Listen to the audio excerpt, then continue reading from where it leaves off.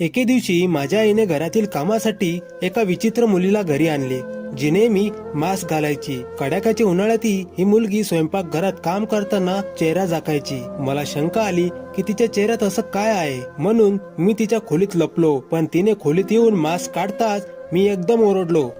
माझं नाव अभिषेक आहे. मी माझ्या आई वडिलांचा एकुलता एक मुलगा आहे. घरी फक्त मी आणि माझी आई असायची. वडील बाहेर देशात नोकरी करायचे. काही दिवसांपासून मला माझ्या आईची वागणूक खूप विचित्र वाटत होती. ती बाहेर जायची आणि परत यायची आणि तासनतास विचार करायची. ती कोणाला भेटायला जाते हे जाणून घेण्याचा मी खूप प्रयत्न केला, पण तिने सांगितले नाही. एके दिवशी मी आईला सांगितले की आज कॉलेजमध्ये एक्स्ट्रा क्लास आहे, मी संध्याकाळी घरी येईन. पण कॉलेजमध्ये काही तासानंतर मला अस्वस्थ वाटू लागले, म्हणून मी घरी आलो जेणेकरून मी आराम करू शकेन. पण घरी पोहोचताच एक बातमी माझी वाट पाहत होती. एक बाई तिच्या मुलीला घेऊन आमच्या घरी आली होती. काही तासांनी ती महिला परत गेली, पण तिने तिच्या मुलीला आमच्या घरी सोडले. ती मुलगी किमान 20 वर्षाची होती आणि ती खूप सुंदर आहे असे तिच्या डोळ्यांवरून दिसत होते. मी तिच्या मास्क काढण्याची वाट पाहत होतो जेणेकरून मला तिचा चेहरा दिसेल, पण तिने मास्क काढले नाही. आता ती आमच्या घरी राहायची. आईने तिला वरची खोली दिली होती. तिला ती मुलगी खूप आवडायची आणि ती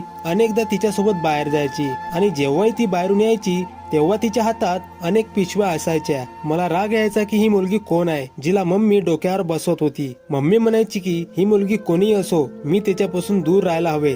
तसं तर मला त्या मुलीशी काही देणं घेणं नव्हतं, पण तिची नेहमी मास्क घालण्याची सवय मला संशयास्पद वाटायची. कधी कधी मला वाटायचे की तिला मास्क घातल्याने गरमी नसेल होत का. मग एके दिवशी मी त्या मुलीला विचारले की तू सतत मास्क घालून का फिरतेस. मी विचारल्यावर ती घाबरली आणि उत्तर देण्याऐवजी ती घाबरून पळून गेली. आता ती घरची सगळी कामे करायची, ती जेवणही बनवायची. तिच्या हातात खूप चव होती. एक दिवस मला वाटलं की किचन मध्ये तर खूप गरमी असते, तिथं तर ते मास्क घालत नसेल. कधीतरी अचानक तिचा चेहरा बघून घेईन. मम्मीने मला मनाई केली होती की किचन मध्ये स्वयंपाक करेपर्यंत आपल्यापैकी कोणी तिकडे जाणार नाही, म्हणून एके दिवशी ती स्वयंपाक करत होती. मी गुपचूप किचन मध्ये गेलो. तिचा चेहरा दुसऱ्या बाजूला होता. मी पटकन मास्क उचलला आणि म्हणालो, आता तर तुला तुझा चेहरा दाखवावा लागेल. माझा आवाज ऐकून तिने पटकन तिच्या दुपट्ट्याचा पदर काढला आणि तिथून खोलीकडे पळत सुटली. नंतर मला आईकडून खूप बोलणं ऐकावं लागलं की मी तुला तिकडे जायला मनाई केली होती, मग तू तिथे का गेला होतास. आता तर मला जिद्द आली होती.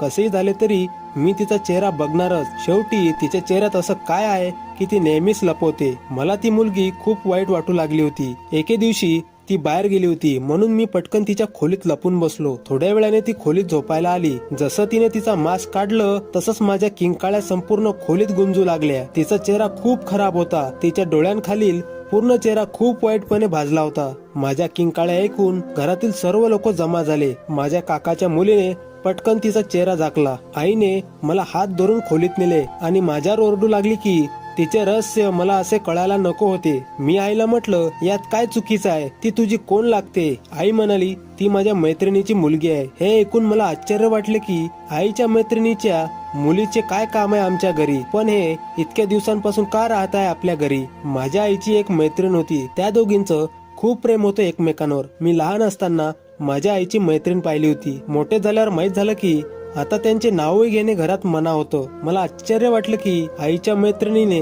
असं काय केलं की तिने तिला फक्त तिच्या हृदयातून नाही तर घरातील कोणालाही तिच्याबद्दल बोलायला परमिशन नव्हती. मी आईला अनेक वेळा विचारण्याचा प्रयत्न केला, पण ती म्हणायची की ती आता माझ्यासाठी मेली आहे. आई मला तिची गोष्ट सांगताना म्हणू लागली, माझी मैत्रीण कोणाला तरी पसंत करायची म्हणून घरातून पळून गेली. मग तिच्या घरच्यांनी तिला त्यांच्या आयुष्यातून काढून टाकले. ते पण परत नाही आली. मग त्या दिवशी वर्षानंतर परत आली आणि आपल्या मुलीला पण सोबत घेऊन आली. तिच्या सासरच्या लोकांनी तिला अजून सून म्हणून स्वीकारले नव्हते. ते माझ्या मैत्रिणीचा आणि तिच्या मुलीचा खूप छळ करायचे. त्यांनी या गरीब मुलीवर ऍसिड फेकून तिचा चेहरा जाळला. माझ्या मैत्रिणीकडे तिच्या उपचारासाठी पैसे नव्हते, म्हणून तिने तिला इथे सोडले जेणेकरून मी उपचार करू शकेन. तिला मी बाहेर फिरवण्यासाठी नाही तर तिच्या उपचारासाठी न्यायची. तिच्या बॅगेत खाण्यापिण्याचे सामान नाही तर औषधे होती. हे सर्व ऐकून मला खूप लाज वाटली आणि त्या मुलीची माफी मागितली. मग मी आणि माझ्या आईने मिळून तिचा उपचार केला आणि मग मी तिच्या मर्जीने तिच्याशी लग्न केले. माझ्या घरच्यांनी विरोध केला होता, पण मी सगळ्यांना एकच गोष्ट सांगितली की